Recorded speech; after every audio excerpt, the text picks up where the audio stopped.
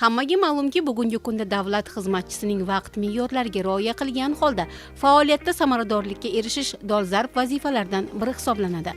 Buning uchun esa har bir davlat xizmatchisi o'ziga berilgan ish vaqtini to'g'ri taqsimlab, undan samarali foydalanishi talab etiladi.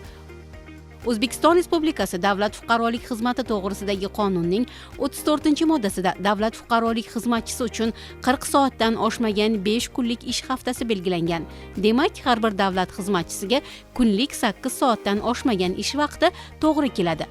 Xo'sh, 8 soatlik ish kunida davlat xizmatchisi qanchalik vaqtini to'g'ri taqsimlay oladi? Keling ushbu savolga javob topish maqsadida samarali time management yoki hamma narsaga ulgurish san'ati qonuniyatlari bilan yaqindan tanishib chiqsak. Bundan 2000 yil oldin mashhur Rim faylasufi Seneka vaqtni 2 turga ajratishni taklif qilgan: foydali va foydasiz. Shundan kelib chiqqan holda Senekaning 2 qoidasi mavjud.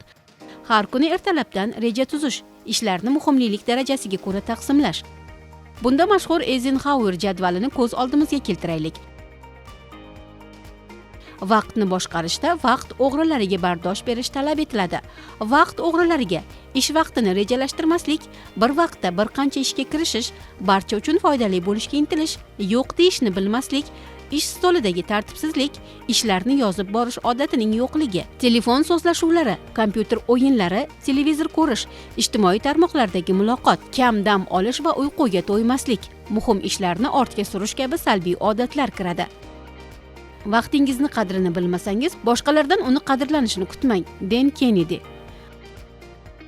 Quyidagi jadvalda omadli va omadsiz davlat xizmatchilarining o'z vaqtidan samarali foydalanish usullari haqida qiziqarli ma'lumotga ega bo'lishingiz mumkin. Shuningdek, yarim soat nazariyasi ortiqcha daqiqalarimizni behuda sarflamay, ulardan samarali foydalanishga yordam beradi. Agar har kuni atigi yarim soat bo'sh yoki tejalgan vaqtimizni biror ishga sarflasak, bir yilda bu vaqt 182 soatni tashkil etar ekan.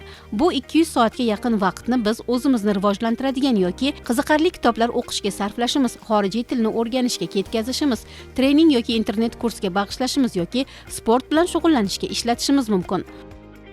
Xulosa o'rnida time managementning 12 qoidasini havola etamiz.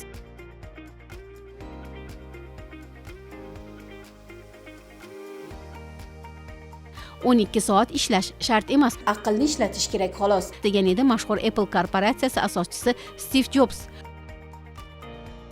Hurmatli davlat xizmatchilari, vaqt bisotimizdagi eng arzon va ayni damda eng qimmat narsa ekanligini inobatga olib, undan oqilona va to'g'ri foydalanishga odatlanaylik.